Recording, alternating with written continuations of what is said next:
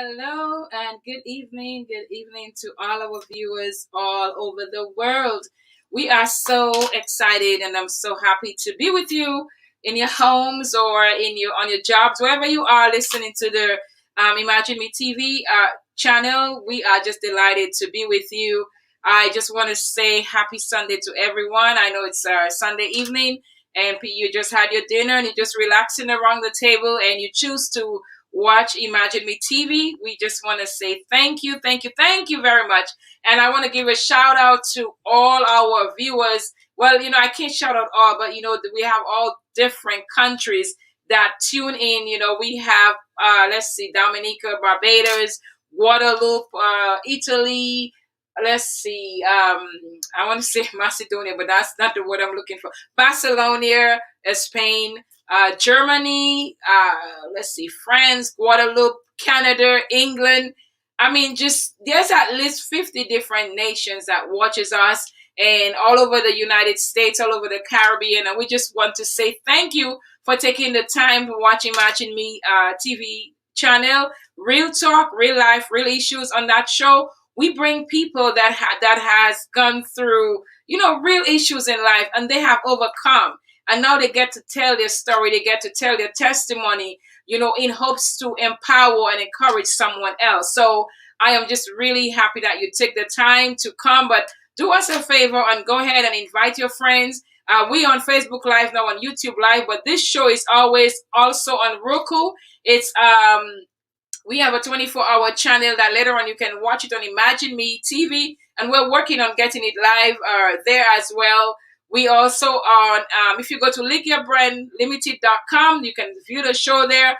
Live you are as well, and TDN. These are all platforms that you can see the show. And later on, we have another channel we'll be adding, another platform we'll be adding, but we'll tell you about that later on. So just go ahead. There's no reason someone can say, I can't see the show, because it's everywhere. So thank you very much. We're going to go ahead. Let me just tell you a little bit about my guest today before we go into a quick commercial break. Maritza Beauty is a team of hair and makeup experts based in Powder Springs, Georgia. They are led by Maritza Barraza, who has over 10 years of experience in the wedding and beauty industry.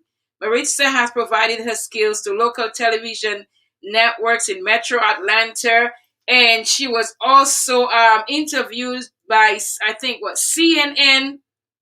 Let's see. I think something cut off there. She was also interviewed by CNN Español for her beauty styles and tips. Her passion is to help every individual feel their best as they step down the aisles on their big day. She offered a whole lot of different services. They provide on-site pre-wedding trials and consultation. That's very good. In addition to styling the soon-to-be newlyweds, the team also offer women haircuts, hair color services, hair extension.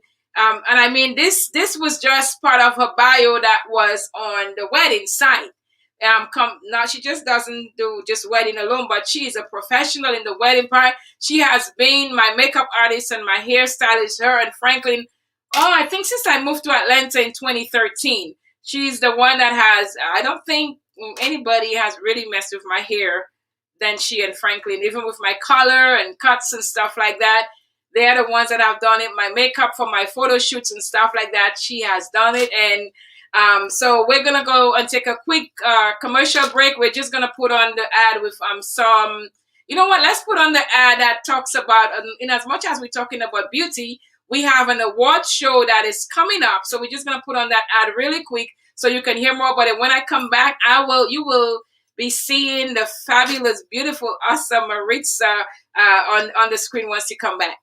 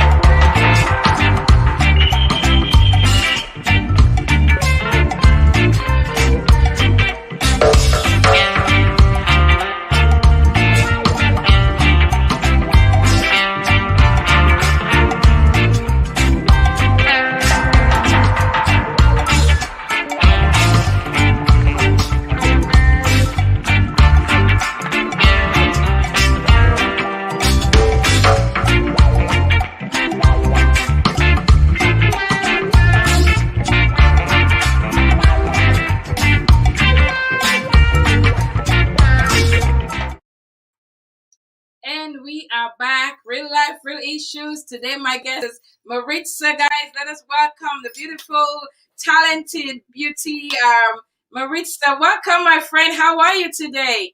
Hello, Mr. Gay. How are you doing? I'm doing good. Thank you so much for having me on the show today. It's my pleasure. Happy Sunday. Thank you, and the same to you. I've been wanting to have you to come on for a long time. We go way, way back, and I am just so excited that you accepted. And I know you're a super busy woman. I know you have a lot of family in town this weekend, and for you to take the time and do that. And we're gonna be talking later about some of the stuff you were even doing today. So just like me, we are just busy women. So I really honor your time and just want to say thank you for coming on today. But we're gonna jump right into into some questions and just chat. It's just two girlfriends talking. But even before I said I wanted to say something, I wrote something down. I said that, let me see. I want to see friendship, business, and family. My Hispanic friends embraced me like family from day one. From day one. After a while, I almost thought that I was one of them. They embraced love, support, and was always there for me more than any other persons that I know. I actually, because people used to ask me, they were like, you're Hispanic? I actually felt like one before. I was like, I don't speak Spanish at all, but you guys were the one who embraced me when I got to Atlanta with other than Franklin and Dwight and a couple more people. I mean, every event that I had, everything I did, I had so much support from the Hispanic net community. It was just amazing. All my pictures, like Olivia Garcia, and eventually I'll have on there. She was the one who did pretty much all my pictures and stuff like that. And afterwards, it's like, man, I need to learn to speak Spanish because I am one of you. I am just one of you guys. I'm just the English speaking Mexican sister, okay? Yeah, And definitely. sorry if Hispanic sister, no, sorry. No, Right now I'm like, ooh, hard to do. So we have fun when we get together. But yes, tell us who is Maritza. Tell us a little more about yourself. Just anything you want us to know. Just talk to us. sure, definitely. Well, more than anything, you're totally right. I think as a community, Hispanic Latino, we're always I will say about my community is we're always I think we're always willing to learn something new, and therefore we like to explore. We like to have opportunities to meet different cultures or anything. I know I speak for myself. I am very I like to explore, and I always get myself into a lot of things because I'm always trying. I always want to have the opportunity to say, well, if I want to try it, I want to do it, then, this is my chance to, let's just try it. I mean, even if it's something, small or something scary, I just go for it. And I had the pleasure to meet you. Yes, I think it was 2013. I can't remember, a fashion show. Yes, yes. Mm-hmm. Yeah.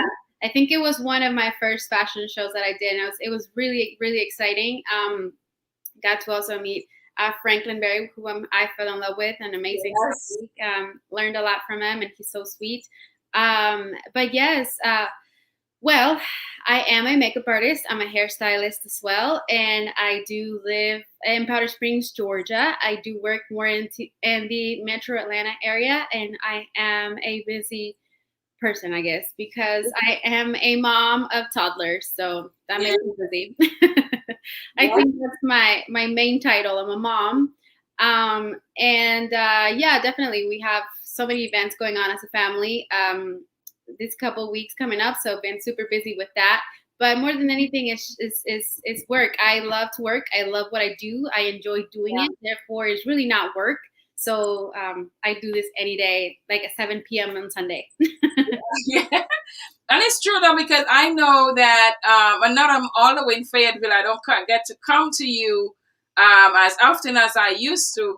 But even when I would come to your shop, or even when you came to one of my show and you did my hair or my makeup, I mean, you put so much into it. It was just really amazing. And when I went to the wedding site that you sent me to, and I'm gonna read some of them later on once we had time. And I read some of their reviews. I was like, wow, that is really true. That these brides, wrote about you.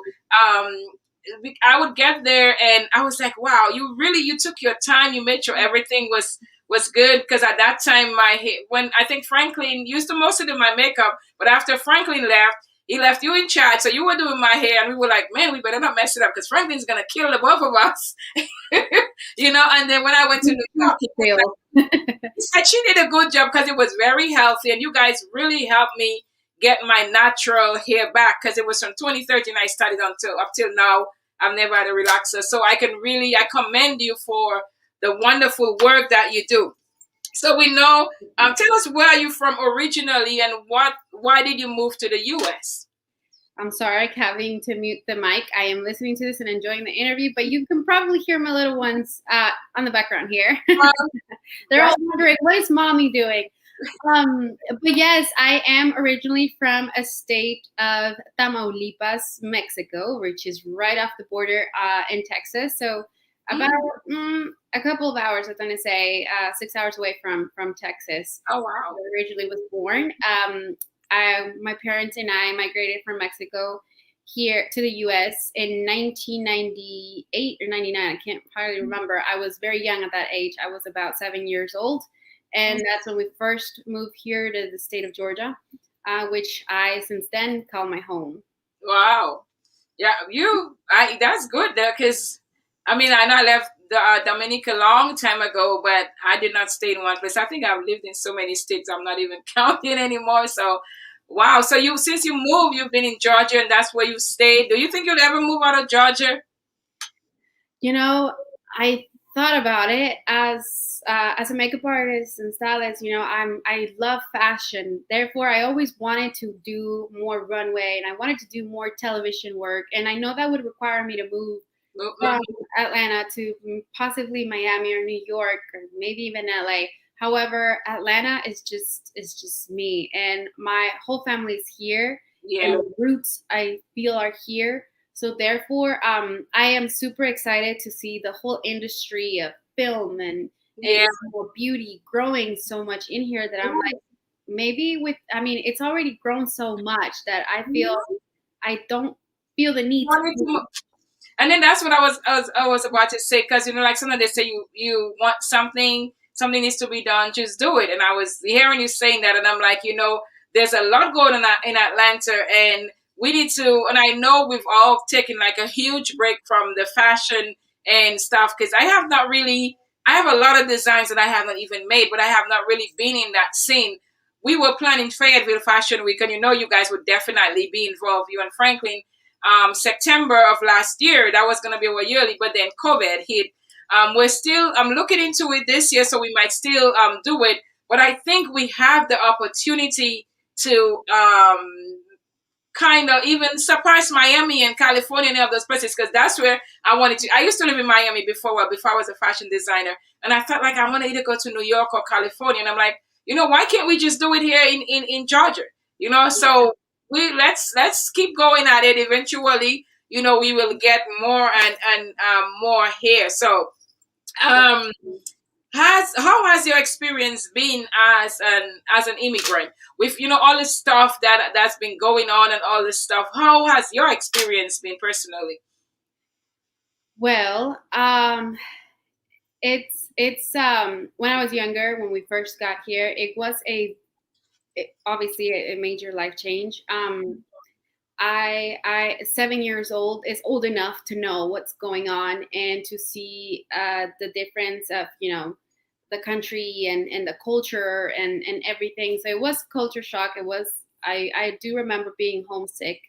I remember crying because I didn't want to go to school because I didn't understand the language. But now, I've got, obviously, like I said, this is my home. So I've adapted to that. Now it is, there are still going on things about immigration taking hold and everything that's going on. And I appreciate where I am today. I am grateful to have an opportunity to be legally in this country. This is my home. I'm originally from Mexico. I love Mexico. I am proud to be Mexican. but I am appreciative of the U.S. and I appreciate the U.S. so much. I wasn't originally born here. However, I do try to maintain respect for its people and around here. Now, we were illegally here when we first came to the U.S. So we've had, racist comments before. We've, encountered many other. I mean, even today,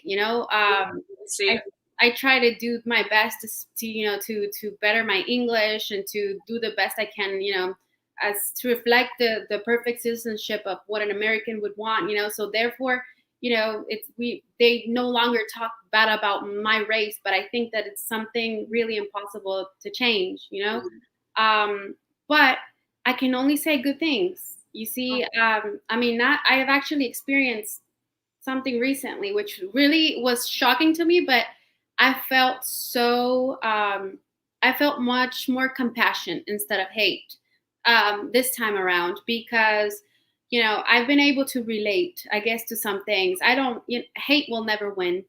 And unfortunately, when people think like that, it's unfortunately because they've probably only met people that made them feel that way.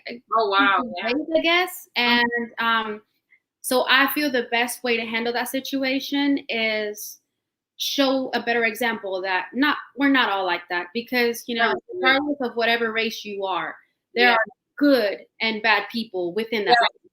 So I know that within my race, there may be people that have cost us, because of them. When I say because of them, now we're all, tagged that way, stereotyped that way. But I know that if I try to, at least I guess I'll try to set an example or try to make a change. Yeah. Maybe. Wow. Out of 10, 2 will no longer have hate towards us. That is just so amazing because even if just like the Bible talk about turning the other cheek, because when people try to be mean to us and stuff, we want to fight back. And even with the black race in the last year and stuff, the crazy things that are happening to us even more out, and I think it's all immigrants. But what people don't realize that every one of us that are here, we're immigrants. Whether you're white or whether even you were born there, your parents came from somewhere, or your great grandparents, and it really hurts when we are pegged as less than. But like you said, we're not gonna let that get to us. I'm not like for me. I came from the islands, and when I first came, I came here as a student, and my visa expired. But the school was, trying to extend it and stuff like that. Eventually, I became an American citizen and stuff. But there's lots of people that are, illegal here. But I don't think there may be some people, whether it's the black race or the Hispanic or the Latino, whatever, or the Asian, whoever they're condemning, that may be doing certain things, but it's not the majority. Many of us came here for a better life, and it's not because our life back there was like so bad.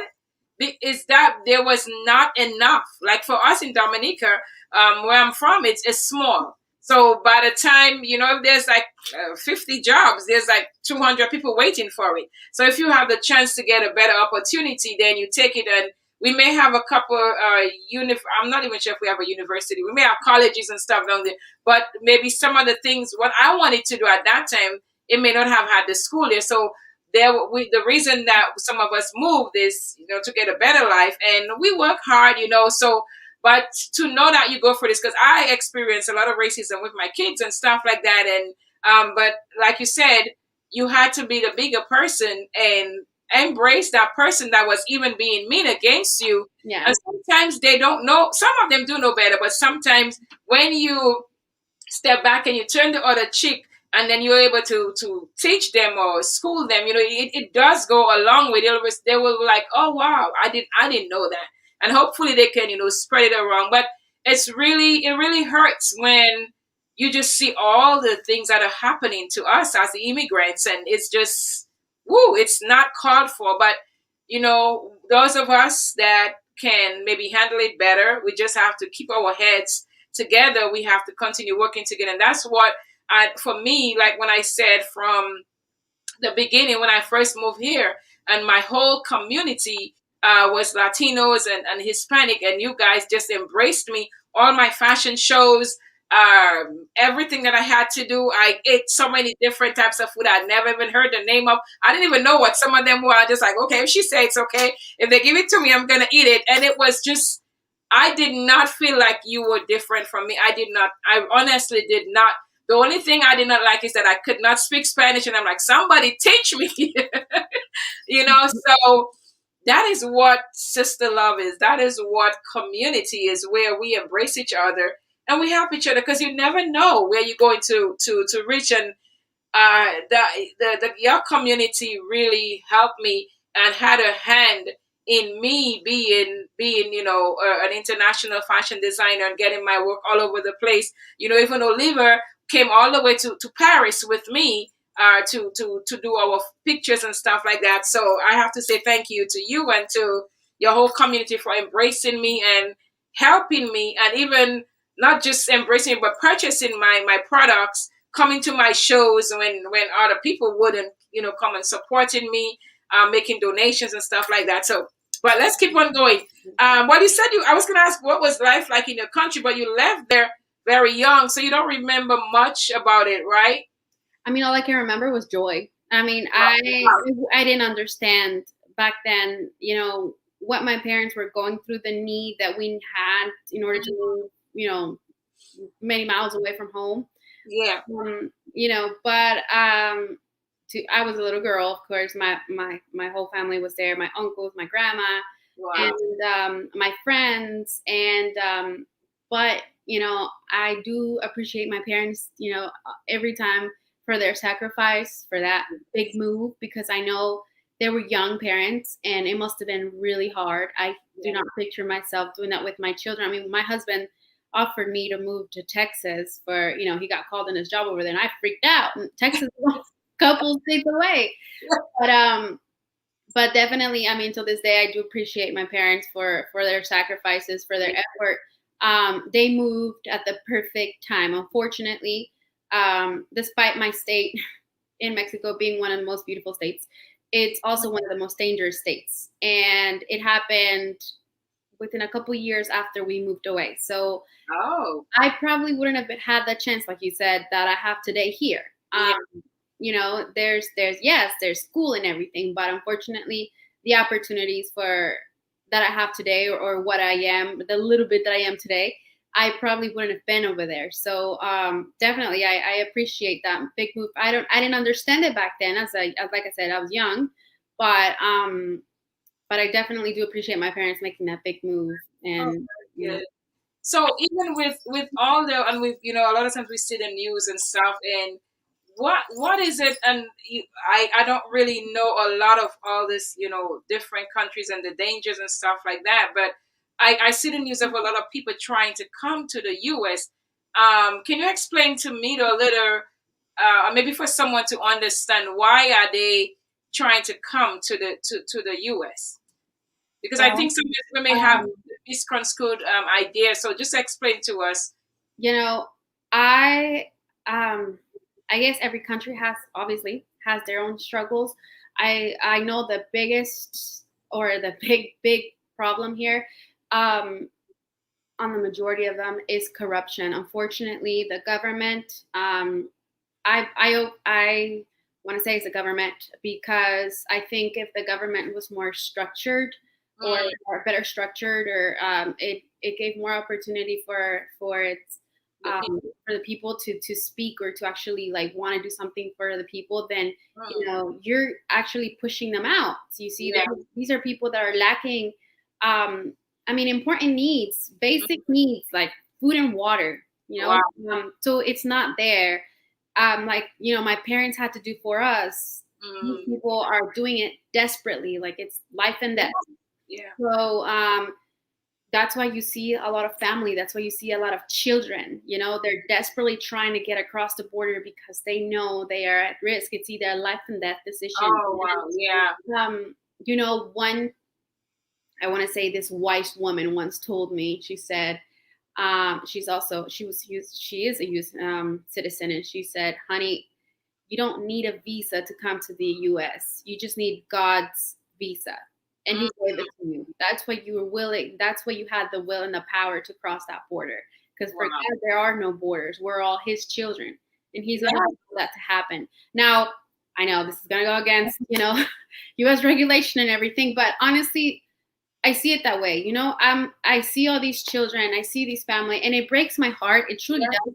Because there are moments where I'm sitting here and I'm looking at the news. I can't watch the news with anything that has to do with children breaks me. Yes. Anything that has to do with like human suffering, honestly, I am super sensitive. I cannot watch it. However, it's really impossible to not hear something about it. So when I do hear about it, I'm just digging deeper. And why is this happening? Why are these parents letting these? Because they're not teenagers. I mean, they are small children. I heard the news last week. There's a 5-year-old that he crossed from El Salvador all the way here to Texas to try to meet his mother. And he came alone. A 5-year-old. Whoa. My son is 3. He'll be 4 in May. And I'm like, why? I wouldn't even let my 5-year-old cross the street. Yes. And in my head, there's no reason why, but it's the desperate. This child was so wise when they interviewed him, and and he's talking about how I want to be with my mom. There's nothing over there for me. I'm scared. I'm alone, and I want to be with my mom. So he did it. They sent him over, and it's really heartbreaking. But it's just so much need. Like no food, no water. You need it. And unfortunately, Mexico's immigration is getting pretty strict about that. So they're pretty much being pushed out. And despite the tough immigration laws the U.S. has, despite the wall President Trump had wanted to build, and things like that, there will always be immigrants. Because honestly, I want to say the U.S. is built by many immigrants. Yes, not just Mexicans. Yeah, no, not just Mexican. I'm just speaking in general. Now, the U.S., what makes the U.S. so special is that people can be very compassionate. And there are really good people in the U.S. There are really good U.S. citizens, natural born citizens that are willing to lend a hand, and that their heart is filled with much more compassion and love for humanity. That that I feel that's what differentiates the U.S. from our country. So therefore, everybody runs over here not because of your jobs, not necessarily because, your money, or because it's worth more than our countries or things like that. It's because we know that somebody will help us, and if we're able to make it across your border, it's not because of luck. God allowed us to be here. Yes, I believe that. And if He wants us to be here, and if everything happens, so well for us, is because it was meant to be. And here I am. I'm an illegal immigrant child, and today I'm about to become a U.S. citizen. I do everything I can to make it right, and it doesn't give me, I totally understand. Like I said, I had an encounter recently where we were doing donations for local homeless. And we had a person approached me and said, well, just because you do good things for a homeless doesn't take away that you were once an illegal. And, wow. And I said, you're right. That doesn't justify me. I was 7 years old. Trust me. If back then you would have asked me, do you want to be here? Do you want to be home? I would have said, I want to be home. But I wouldn't have known why, my parents decided to make that change, but today, this is my home. I didn't choose it to be my home, but this is my home, and I'm going to respect it as my home, and I'm going to do everything and anything. I was willing to join your forces to protect this land. Unfortunately, I couldn't because I didn't know that I had to be legal. I didn't know what being legal and illegal was, until I graduated after high school. Yeah, and then I realized, well, I can't do anything because I don't have a Social Security, So, but just know that this is also my home because, God placed me here for a reason, Yes. And I'm not bad. So, like I said, that's what I decided to do. And you've done so much good though, because and we're gonna talk about that later on, because I know that even when I did charity stuff in Tucker when I was there, that you guys always help. And even we now, you say like Miss Lawrence, anything that you need me to do. I remember when we were talking about setting up a girls group and stuff like that, you'll be like, I will just do whatever you need. And today I can announce it that even if for a girls group, I'm going to be teaching them sewing and fashion, and these are from girls 13 to 19. I have my friend April that's going to be doing culinary arts with them. My husband is going to do health and wellness. And then we have you that's going to be teaching them, beauty and skincare and so you really have given back a lot. And that's the beauty of it, that um, like you said it, we are all immigrants. We all came from somewhere. And we said it before, our forefathers. So it's really big of you that even when someone tried to attack you, you just like, you know what, this and it was the past. And again, some of them they really don't know. But I again, and another thing you said is like, we're not coming there. We don't come there just to say, hey, I'm gonna take your job, because a lot of people hear that, and that's what they just put out there, that the illegal immigrants, they just come and take jobs. Because if we're illegal, many times we can't work anyway because you need a social security. But a lot of times the work that Americans or maybe illegal people wouldn't do, that's what we're like, you know what? If I have to start from the bottom, to go up. We've had people that come from other countries that have been doctors and nurses and had big posts, but they came here and they start from the bottom, and they didn't go on food stamps or get welfare or anything. They work hard. That's actually really interesting because my cousin is here from Mexico, and he's got a visa, but he's here for we have an event going on, a family event. So he came and he's only here for 15 days. But today he went with us to deliver to deliver some charity work for the homeless. And he was I could see it in his face that he was hurt more than anything to see people laying down on the ground on the streets like this. Now, there is homelessness in Mexico. However, it's rare that you see them drugged up or that you see them like in pain, or you see them most of the time in Mexico. When you see homelessness, it can be from children all the way to adults, but they're all working. They're all doing, either selling candy, they're selling little things. So I asked him and I said, I could see the shock in him. So I asked him, I'm like, have you never seen a homeless person? Because I know there is homelessness in Mexico. And I mean, I've seen some YouTube videos about it, because I myself have been trying to figure out something that I could do in Mexico to help my country. He said, yes, but they're always working. He's like, I've never seen somebody like we saw. He was shocked by seeing this one person that was just like, I guess, I don't know, they probably had some drugs the night before and they were just leaning over. They looked pretty ill, like sick. And we tried to help them. We tried to offer some help, and we gave them some food and water and cover, some blankets. And he was just so shocked. And he said, I just never had to actually experience it like this. Wow. In Mexico, you see it, but you don't see it like this.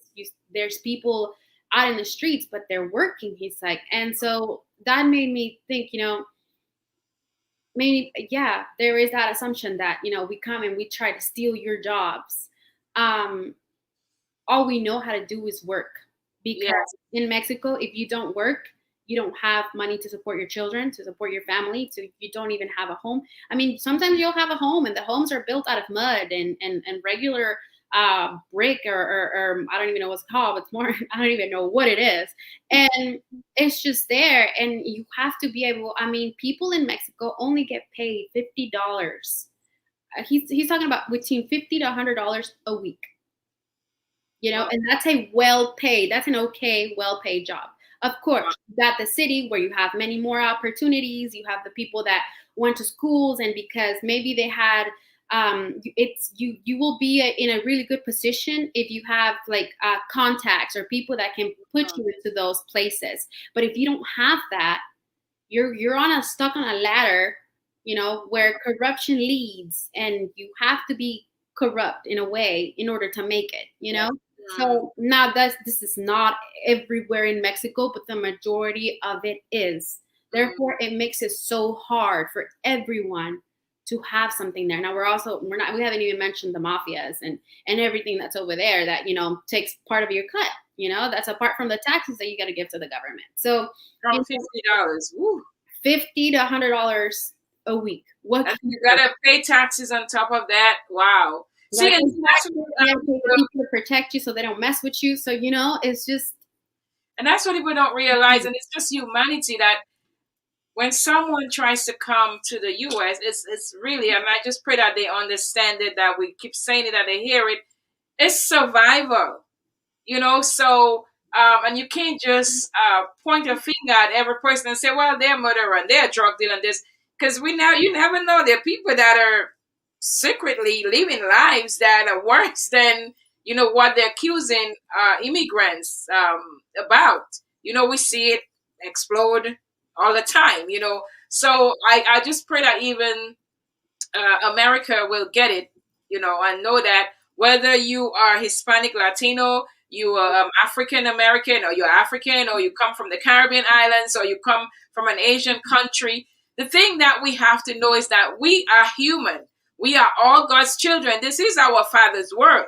People that start claiming the world like it's there, it's not your world. Yeah, maybe there might be different stuff with reasons that we come here, but hey, you have a little compassion, So you don't even get me started because, I could go off on this, but we're gonna. Oh my God, this is. You see, I thought it was gonna be fun, but thank you for even giving us all that information because sometimes we don't even understand it. Let's just even talk. And I'm skipping over my question, but because we've been talking about it, when you talk about the homeless, can you tell us more about the work that you're doing with your group for the homeless as well? Well, we're actually not. I guess I haven't registered it to a nonprofit or anything. It's just personal, family, very good charity work that I enjoy doing. Now I got into this because, like I said, I have to admit, everybody. I am so sorry. Stuff keeps popping up on my laptop, but I am a very sensitive person. So it only takes a little bit for me to see some human suffering before I feel the need to make a move. And I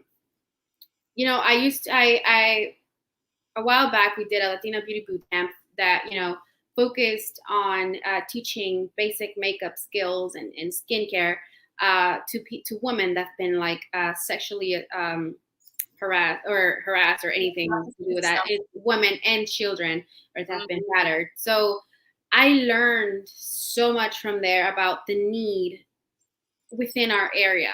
Human period. Doesn't matter your skin color, your race, just the need that there is. And I learned a huge lesson from that, because I used to judge. I'll be honest. It's easy to judge and to say, well, why didn't you stop it from the beginning? If you're still in that situation, it's because you obviously love them, and well, that's what you get for continuing to be with that person, Well, little did I know I was about to receive a huge lesson from that. I met some people from there. Then I learned how there were some people there that preferred to go homeless and to be homeless. And instead of going back to their homes, and that's where I started digging more into how many homeless people are in the area and things like that. Driving around, when we moved to Powder Springs, we always have to go through this one highway called I-20. Okay. And I went into complete shock, just like my cousin did today, when I saw a community of tents. If you drive by I-20 around Lee Street or something, I can't hardly remember the name. I just know how to get there. There's a community of tents. Now, it was just today, we were surprised to find only 4 tents together as a community.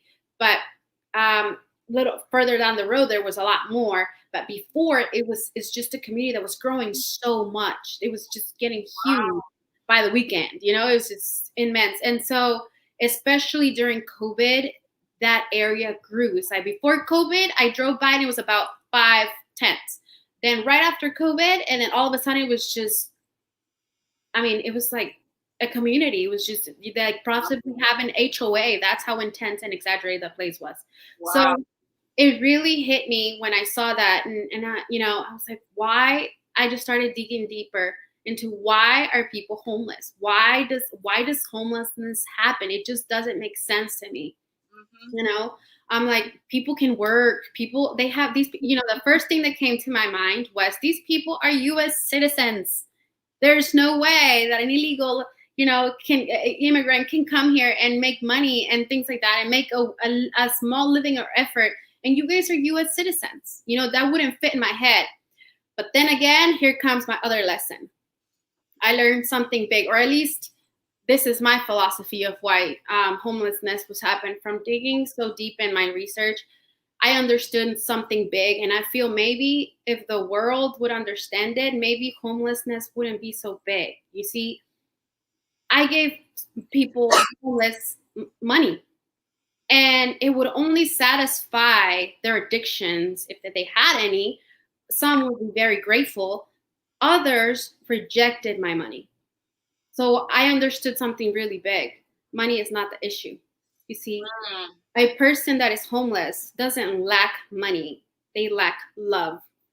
If they would have somebody that loved them so much, that wouldn't have allowed them to get to the point they are in today, then maybe they wouldn't be homeless. And it's really hard to teach it or to speak to somebody about it, because I know for my family, like today we had my sister and my father and my cousin, they all went with me, and they're like, no, but they can work. I mean, they're U.S. citizens. They got this. And it's me constantly reminding them, like, yes, they can. They can possibly work. Yes, they are U.S. citizens. More to it than that. But they don't have somebody behind them or next to them or somewhere near them to say, hey, don't give up on life. You're going to be good. See, there's something bigger and greater than money. There's something bigger and greater than you, and you have a purpose, and you're on a mission, and you're going to make it. Most of the time, these are people let down. So I see these people as abandoned children. Therefore, every time I see one, it just breaks my heart. And my need to do something, it's personal. My need to do something, I'd never take pictures of what I do. I never publish anything of what I do, because my need is not to prove to somebody that I'm a good person, to prove to somebody that I am doing something. It's my need of like, these people have to know. And maybe, there's many of them, because it just keeps growing. We drove by the shelter today, and it was insane how many people were out there. But speaking to them and giving them a word of encouragement, just letting them know, I mean, God loves you. Even if you don't believe in God right now and you hate life right now, just know that, you matter. And we received a lot of like thank yous, and the heartfelt thank yous are the ones that in my head, I'm like, they got the memo. They got your message. Wow. I did my work, and that's what matters. So, yeah, so that's what we've been doing. This is the third time we've done deliveries. I get donations from my community. I publish it on this app called Nextdoor, and there's a lot of neighbors in the area. And the first time we did it, I was only going to deliver about 10 bags because I didn't think there was a lot of homelessness. This was right after COVID. I published it on Nextdoor, and we had over 50 donations, 50 people donating things. So I ended up doing more than 50 deliveries, reaching out to 50 people. Second time around, it just grew, and this time around, we had over 100. So yeah, it was very heartfelt and very emotional, and I feel full.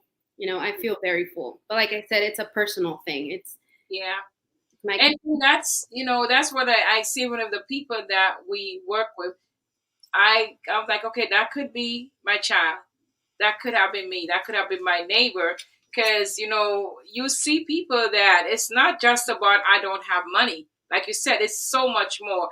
And I think taking the time to even talk to someone, you might hear this story, and everyone's story might be different, but I think you hit it on the head that we have to take the time to talk to that homeless person and not just look at them like, oh, they're just a dirty person. Like me too. Before time, I did not even acknowledge homelessness. I didn't. I just like, no, that's, you know. But I had to come to grips with it when, well, even before I did not end up on the street. But there was a time, and the store, the same store where we did the fashion show and everything, and none of you guys really even knew that, because after that, I lost my apartment. My kids and I lived in that store. And you see, it wasn't like a big store. I had all the designs and everything there. The three of us lived in that store for 7 months because we didn't have a home. There was no shower there. So we had to get a gym membership where my kids would be the one that could go and take a full shower. I did not have a full shower for 21 days. I bathed, but thankfully I came from the islands. We knew what a sponge bath was. I had my basin. I'd go in the back of the place when it's dark at night, and pour water on myself and stuff like that. But people did not even really understand that and didn't really know that. It could have easily been where it just push come to shove. But I had a lot of faith in God, so that my faith kept me going. But I could have easily just ended up on the street like anybody. And so that's why I too have compassion, even before they get there, even while they're there. That's, hey, try to find out what their story is. Find out what their story is before just condemning them, or again, before just throwing food at them and throwing things at them. Talk to them and find out what's going on. So I really commend you for doing that, and I just pray that even more people will have a heart of compassion.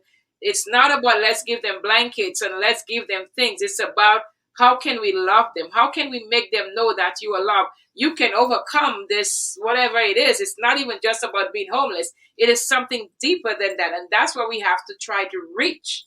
That's why we have to try to reach them and not just say, here's something. And we can't even take the time to talk to you or even come close to you because you're like, oh, no, no. So I really commend you for that. Man, this is really good. You might have to come back because we're not even halfway through the questions and we have like a few minutes left. But anyway, I'm gonna just go through real quick. And we haven't even talked about the styling, but we'll get to that. Let's see. So, excuse me. One of the questions I had there was about some of your culture and your norms, and do you still observe some of that here? And I know that was one of the things that really attracted me to your culture as well, because even coming from Dominica, we use the bright colors too. But I love the dances. I love their. I really wish I could dance. I really can't that well, but I just do whatever I do. But I love your culture. I love all the different things that I used to get involved in, the quinceañera. And everything you guys did, you made it big, man, and big and fabulous. I was like, whoa, this is a 15-year-old party, and you spent how much for that? So tell us about that, about your culture. Mexico, and then how do you adopt it even here and carry it on to your children as well? Yeah, well, I think we have a lot of, there's a lot to celebrate. And I think that's what I've learned a lot from my culture. There's a lot to celebrate in life, good and bad. Yes, we do have a big event going on. My youngest sister, my baby sister, she will be 15. Well, she's already 15, but unfortunately, due to COVID last year, which was programmed for last year, her quinceañera, we weren't able to have it due to that. But this year it got postponed to this year, and it'll be within 3 weeks. We are super excited. Quinceañera, it's a special day for generally it's the girls turning 15, and now they're going from their childhood to they're becoming teenagers or young women more than anything. Back I did my research, and I was pretty shocked and scared at how the first quinceañeras and what they meant. So it just practically mean that now they were ready to be out in the world, and some of them got married at that age. So it was wow, letting everybody know, hey, my daughter is ready to go. But I'm glad that has changed. And it's more than anything, it's a celebration of life. Yes, it's a milestone, and it's celebrated big because it's a transition from her child to her being a young woman now, and being she's expected to be more mature and willing to take on the world and things like that. Of course, here in the US is a little different. But we still celebrate it. We celebrate it big. It's we love to party. Therefore, a whole Maybe that's why I like being around you guys, because they were. yeah. Therefore, we rent out a venue. She gets to wear this ball gown, and everything has its meaning. But like I said, it has changed with as the years come by, and is different from what it was back then to what it is now. It's more than a celebration, more than anything, and to her life. And it's very emotional because you see the little baby leave. So now you're transitioning. But yeah, we're super excited. We're actually having it for my sister, and this weekend coming up is for my cousin. It's rare to see it for boys. It's mainly girls only. But my aunt has decided that she wanted to do one for my cousin. I would be someone like me. I'll be like, yep, I'm doing it for my son too. Yeah. So, I mean, a lot of people do it. It's just not so custom as to do it for the girl. But yeah, we will be having a boy quinceañera party, which will be next week. And then we have a girl quinceañera party, which will be in 3 weeks. So we do have a lot of family coming over. Now, I know before everybody sits here and screams at me, well, we're in a pandemic. Trust me. We know, we clearly know, the majority of the people attending have already received their shots. We are asking people to wear their masks. Of course, we can't, force everybody to do it. It is going to be events where, like, even though right now the venues have everything separated, so we try to do as much as we can, and more than anything, relying on God. Yeah. So if anything, that's what COVID has taught us. So yeah, we're just trying to have a good time and celebrate her life. And that's good though, because she'll remember that, even as she goes through life.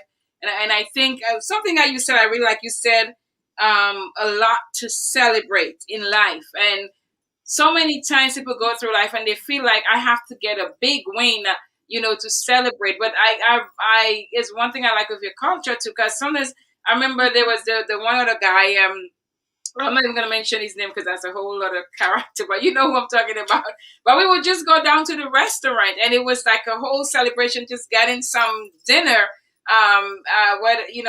And it was just, we have so much to celebrate.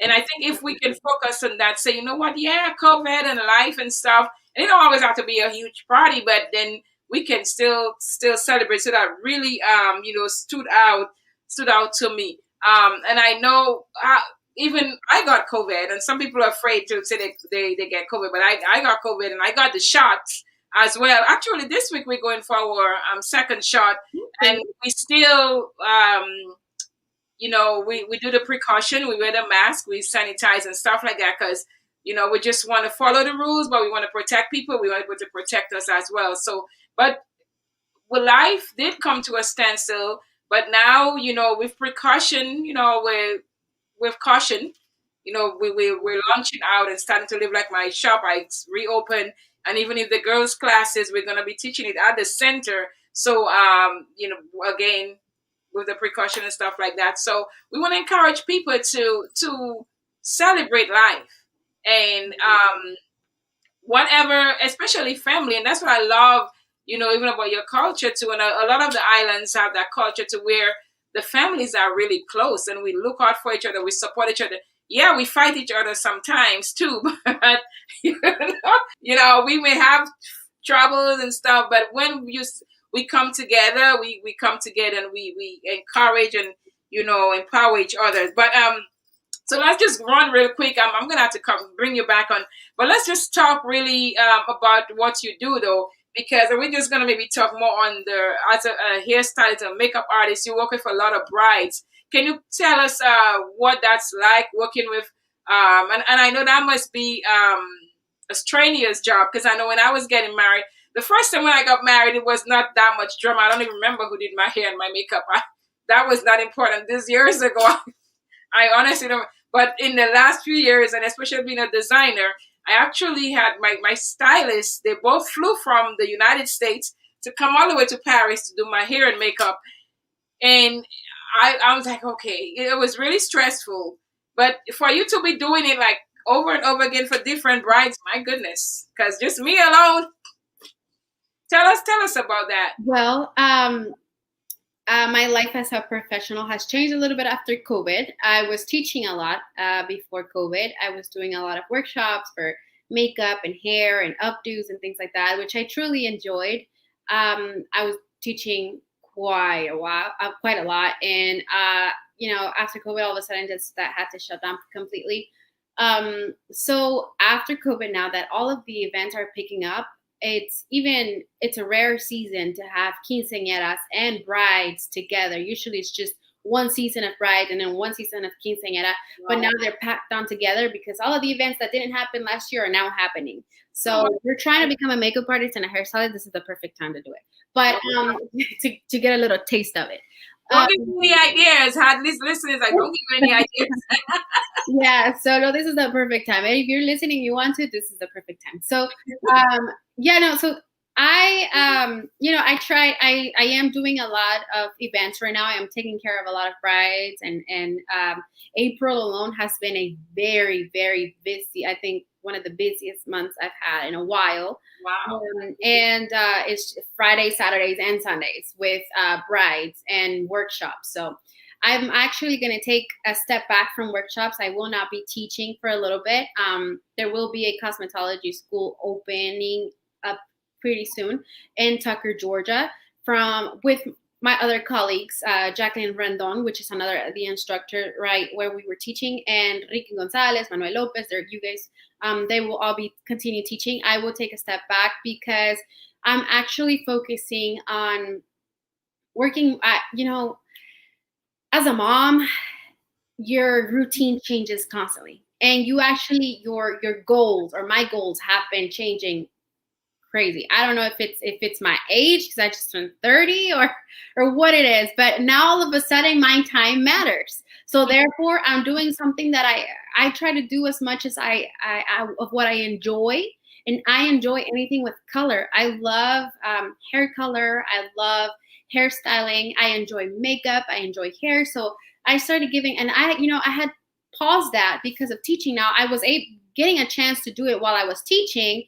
but I just wasn't dealing with people like feeling the pressure. And I enjoy that. I enjoy feeling the adrenaline rush of, dealing with a bride that, transformed herself from just a trial to the day of her wedding when, if the florist messed up the flowers or the venue is not expected, it's the makeup artist's fault, so I truly miss that, and I am enjoying what I'm going through right now with brides and being overly booked. Some days I'm just like, why do I do this to myself? I could just put myself in a class and I don't have to worry about this. But I am truly enjoying that. It's reminding me, taking me back to when I first started and finding my whys, and my goals have truly changed. Now I'm having more time to spend with my family. I enjoy, like I said, I'm able to book and just work on my own schedule. So therefore, I'm truly passionate about what I do. And I don't know, I'm really enjoying it. So therefore, I am doing that. And it's an adrenaline. You have to love it. You have to love what you do, no matter what you're doing. You just have to love it, or else it'll become a burden. And for me, what I do, it's never been a burden because I just enjoy doing it so much. Of course, we all have our days, but I think most of the days have been really good, that I enjoy what I'm doing, and whether it be teaching or a bride or a quinceañera or a school, doing some type of avant-garde looks, I enjoy it all. So I'm enjoying my time doing some brides right now.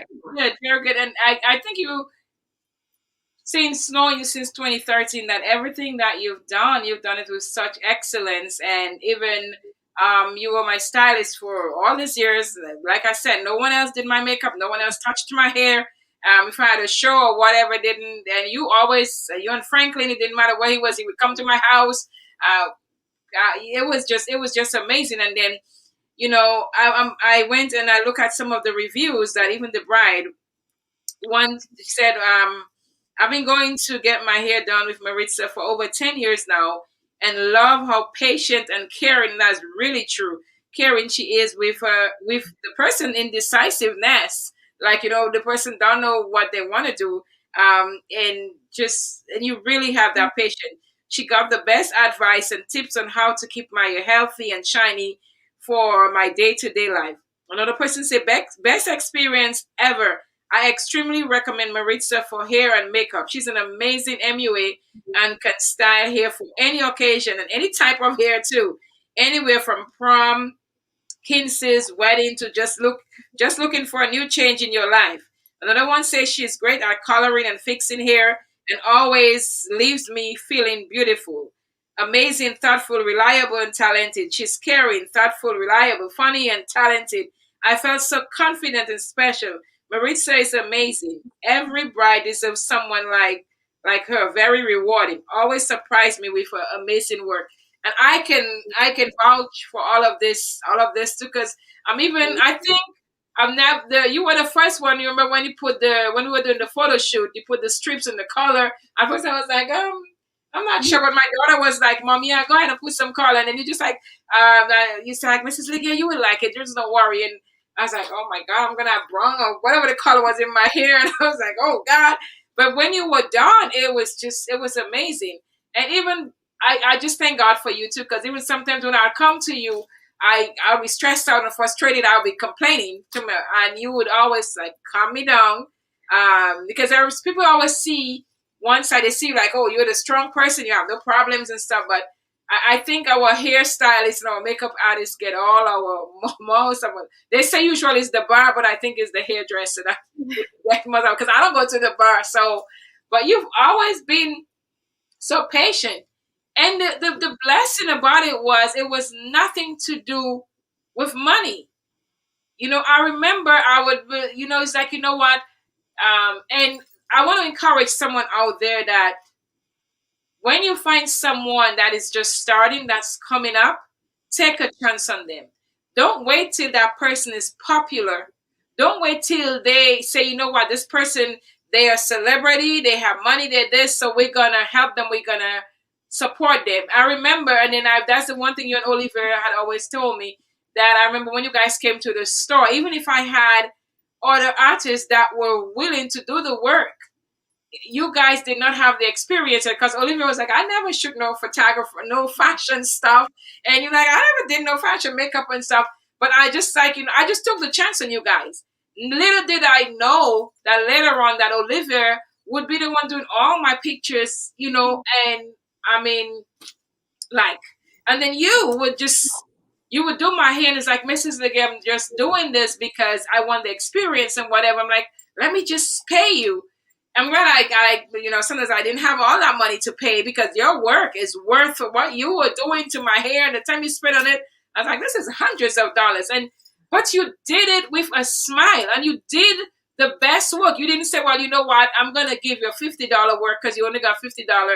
If it was a $500 hairstyle and everything, you would put everything into it.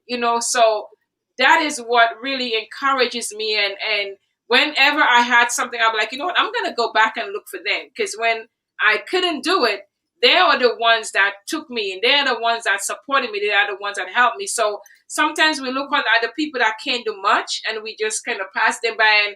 And I'm experienced out of some people that they won't even return my call or my whatever. And maybe I'm hoping they're watching me on Facebook when I send you an email or whatever. It's like, oh, I'm not even. One of these days, you're gonna be like, oh, who? I used to know her. I'm just throwing this out there. I'm just renting. But it's really, being honest though, you just never know where you're going to end up. Look, today I have you on my show. You did all these amazing things, and we go all the way back. So continue. I just want to encourage you to continue the good work.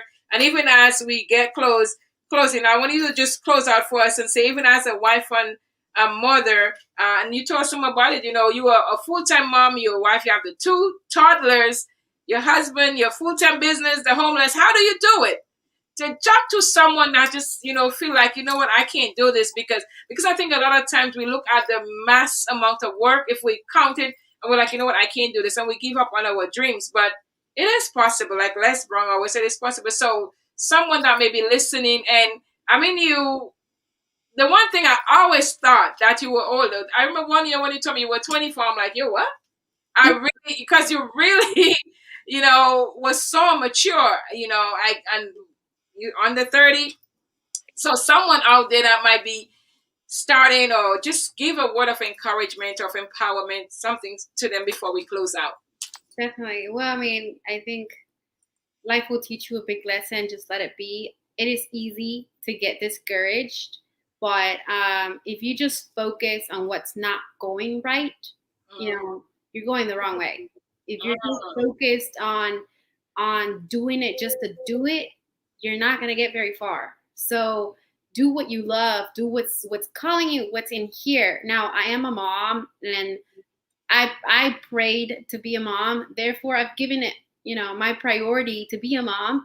And I do miss, the being the super busy professional. But, God has a purpose for all of us, and He has a plan. And there's a difference between saying, oh, I pray to God He's going to do it, to saying He's doing it. Say it, repeat it as many times as you need it to believe it. Yes. And then you would be surprised how things just happen. I am a mom of a 2 and a 3-year-old. They keep me on my toes all day.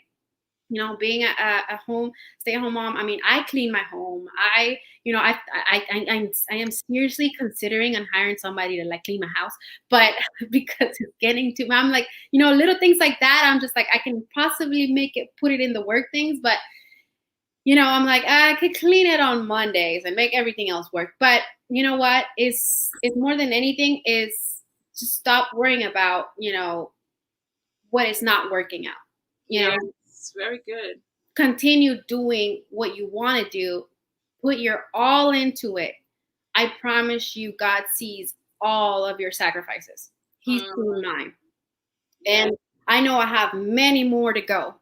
But once you start to believe that, and you surely believe that He will surely, not forsake you, I promise you, you will also come afloat. You will also get to the surface. You will also shine through, because I am skin and bones and blood just like you, and the only difference is I'm a mom. I'm put all the titles you want over me, but I'm human just like you, and my possibilities, my abilities, and my opportunities are all the same that you have, so whether you're starting or you've been 10 years in this industry, ask yourself, do I truly love what I'm doing? Am I truly happy with where I'm at?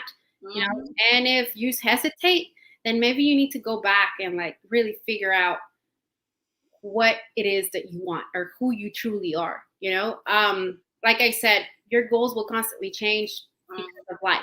Like I said, my life after COVID is totally a different life. At first, I was very stressed out. I was very discouraged. I was doubting I had a lot of self-doubt. I felt insufficient, but I had to trust God. I think if COVID has taught me anything, is that, I used to believe I knew who God was. And more than anything today, I don't just believe, I know who He is, and He's within us and every day. And if you don't believe in God, then maybe you just need, just let Him teach you. Let life teach you. Let life teach you, or the universe, whatever you call it. Let it just teach you where you need to go and where you need to be. And trust me, you will find a way there, but just don't focus on the negative. Feeding the negative and giving, your energy to it. Even if you're starting something small and saying, well, I'm going to try this just in case it takes off. This takes off. Meanwhile, I'm going to work on that just to see it take off. Then you really need to figure out, what do you truly want? What is truly in here? Stop looking for a plan B. You can't have a plan B. Your plan A has to be here, and it has to come out of here. And write it down. So there's this one phrase that I learned during COVID. It's from Steve Harvey. He said, Habakkuk 2:2. Write it down. Write the vision. Exactly. He who reads it will run to it. So there's, and this isn't just, done by people with big companies and big, millionaires. This is done by everybody that wants to do something with their life. So I put that in my head and I said, write it down. Habakkuk 2 and 2. Okay? Whatever it is that you want to do, write it down. That's why people have the boards, the vision board. Yes. You know, put something on your phone that it doesn't have to be your vision board, but maybe, I don't know if you guys can see it, but mine says, surely God will do something good for me according to my sacrifice. Something that'll remind you to it. Because it's so easy to get discouraged with life. But if you only focus on that, you're going to stop yourself from doing things that you truly want to do or truly you want to try, you know, because everything is, you're going to be afraid to do everything, but just, you know, just do that, try that. And everybody will make it. I do pray that, you know, and I hope that everybody at the sound of my voice gets to where they want to go, gets to what they want to do. You know, before I started all of this, I was a young girl that wanted to be a forensic scientist. I wanted to join the CIA or be part of the military and do all these big things. Unfortunately, I didn't know what being in legal was till after I graduated high school. And then I realized that I couldn't do that. But God had a bigger plan for me. Yes. I got an offer to be a salon assistant, and I got to watch, you know, do a lot of washing, hair washing and hair sweeping and things like that in the salon. If you would have told me a couple years ago, so I won't give so much into these. I started this when I was 17. If you would have told me back then, this is who Maritza Barraza is going to be, I would have laughed at you and said, yeah, right, there's no way. Me and life aren't good right now. There's no way, you know. I mean, doctors told me I wasn't going to be able to have children, and look at me. Yes, you got two. My credit score said we weren't able to have a home, you know? So that's the blessings. So you see what I'm saying? I'm proof that there is a bigger person out there than all of us. Yes. And it's all in you just run through a couple of nuggets there real quick, but I know luckily this is my show, so I control it, so we can go as long as we want. It's my channel, so but you just said two things though that it's encouraging me too. And if you can maybe just touch on it real quick, because there might be someone that's listening that might be discouraged and thinking things are not working for them. And I know you have to go because you have a lot of family, but you talk about the doctors telling you that you could not have children, and even your credit score telling you could not have a home, but you have those two things. Can you just tell us a little bit about it? Because there may be someone that maybe is so discouraged and about to give up and say, you know what, I wanted kids, but the doctor said I can't. So you know what? And I want to buy a house, but my credit score is like 580, and or whatever. And then I can just talk on that real quick before we go. I just feel that someone may go back and watch it, or someone may be watching right now. It may be me, maybe I don't, my neighbor that just need to hear an encouraging word about those two things that you just mentioned. Well, I mean, one word, God. If you don't believe in it, if you don't believe in him, if you don't believe, if you don't have, you don't have to be part of a religion. You just want to have a relationship. Yes, great, girl. If you don't believe, then no matter what, I can't give you a solution. I can't give you an answer of what I did, because honestly, all I did was pray. I cried and I prayed and I got on my knees. I think I'm gonna get all sentimental here, but I think for my children, my aunt still has my Santa Claus letter I wrote asking for children. Wow. I did everything I could, but it was my relationship with God. He knew how bad I wanted a home. He knew how bad I love my children. And we expect things to happen at the moment that we're like, man, I need this done now. I need this breakthrough now, whatever it is, whether it be children, be a home, it be a business, financial, whatever it is. But for some reason, it's just not meant to be at that moment. I was praying for it. God was structuring me. He was building me for that. Yes. Today, I have the perfect schedule to where I can be with my children. I have the perfect job. The perfect home came into my life. And if I told you how we got our home, you would truly believe that I'm not lying. And there's no reason for me to sit here and like, oh, well, you need to believe in Jesus. No, I promise you. I know you hear it all the time. I know everybody tells you, well, I hope God that. Look, if you don't truly believe, do your research. And the Bible says you can't test him, but I did. And I'm not encouraging you to test him, but I'm encouraging you to believe. What is it that you want so freaking bad? What is it? Yeah. He loves you. He in his word, we find a truth that says that he created everything, the universe, and whatever it is that you see out there. And to him, that is very beautiful, and it's amazing. And we see it. He created the birds, and he provides for them every day. But he goes on to say that we mean to him so much more than that, so much more than the birds. And that all we have to do is ask. Going back to him and believing in him and truly following him, he even rewards you for that simple act. And it only needs a small seed of faith. You don't have to go to church every Sunday to believe in God. You just have to have that relationship with him. And I'm so sorry for all the religious leaders that go in here like, Maritza, what are you saying? But truthfully, you're asking me how? Yes. Medicine couldn't do that for me. Praise God. Doctors gave up. We were rejected. Our home, the owner received about, she had so many offers, cash offers, way more than we offered. We didn't even have a down payment for the home. It was way over our, balance that we had, And here I am. This is my hallelujah. So how? God did. I didn't do anything. Nothing in my power, nothing in our power would have been able to. What a testimony. So, wow. So I encourage you, this is texting you and I know that everybody gets bored with listening to religion stuff. And I know it's a political, I don't know why it is, but it is. Go ahead. You can talk all religion on here, my dear. Talk as much.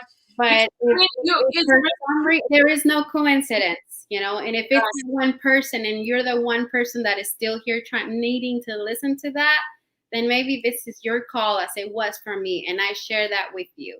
Yes. You have to. That's the only option. He created you and he has your plan. And what's meant for you, nothing or no one can come and step on it or take it away. That's right. That's right. Wow. Thank you for that. Just the words of encouragement. Because, a lot of times we're believing for big things and we expect God to do it a certain way. And it's just simple faith. It's just like going on with it and saying, God, and it's not just about, because people like, I pray. It's not just about just praying, but praying and believing and expecting God to do it. And, when he does it, though, that's when he does it in a way that we never expected. Like, even the doctor said that you can't have kids. And, and you tried everything. And there you are with 2 beautiful children. And getting a house. And that's really is a testimony for someone, because it's like, what? Because sometimes we're trying to get a house. And they tell you, you need 20% down. You need this. You need that. You need this. But you went for it. And it's like, you need God. Yeah. You need God. And I want to read the verse you will talk about. Is in Habakkuk 2 and verse 2. Say, then the Lord said to me, write my answer plainly on tablets so that a runner can carry the correct message to others.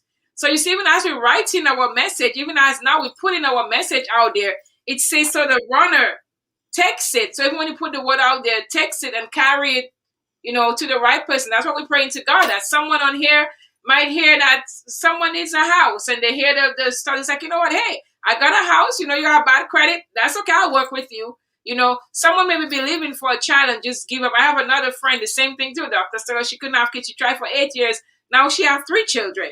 So thank you for that testimony. And that's what the show is about, Maritza. It's about, and bringing people that's on here that have gone through real life experience. That's why we say real life, real talk, real issues. People don't want to just you just take the the word of God and open it and start preaching to them. Yes, the word of God, we need to preach the word of God, but we want that the real life experience that we go through, that someone else that might be listening and say, you know what, that's what I'm going through, and I really didn't have no hope. But hearing your testimony tonight, and you give so many different testimonies, girl, there's gonna be so many people from the homeless and from being an immigrant, from all the, oh my goodness, wedding and all of this stuff. This is like 10 different areas that you're gonna be touching, So I'm really, really proud of you, and I'm glad to have met you all these years ago, and you have remained consistent, even sometimes we don't talk for weeks or months and stuff like that. You have remained consistent, and I really like that. And again, helping others. And for those of you that are just listening, Maritza is also going to be the person that's going to be in charge of our makeup and hair and makeup. Well, whenever Franklin comes on, so he'll be part of it. We have a group of girls that we work with, 13 to 19. And some of these girls, some of them may have been abused. Some of them have been through different parts of life. Some of them have not been through any tragedy or stuff, but we are creating leaders. And even as young women, we want to put back into their lives. So I will be teaching them sewing and fashion. Maritza is going to help them with hair and makeup. We have a culinary arts person that's going to teach them to cook, teach them GED, and training leaders and stuff like that. So I really just want to thank you for coming on board our team as well, to be able to help these young girls. And I want to encourage you to continue doing the work that you're doing, because even your life, a lot of people are looking at your life as an example, because some people might be on the verge of giving up, and they're like, wow, if she can do it, I can do it too. So my sister, you are really just a godly example, or a godly woman of God, that God has a special purpose. And you said it, you've only just begun. There is so much more that he has for you. And it's not going to be hard. It's not going to be where you're going to struggle to do it, because you have already obeyed God. You have already trusted him. You have already proved him. Say, you know what, God, I truly believe you. Because when people said I couldn't, I proved to them that God can.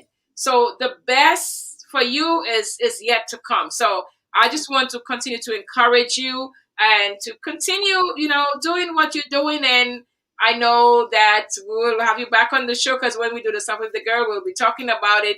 And I want you to go ahead and continue to enjoy your family. And thank you for, taking the time out from having all your family over and coming on the show. I really, really, truly appreciate you, my dear.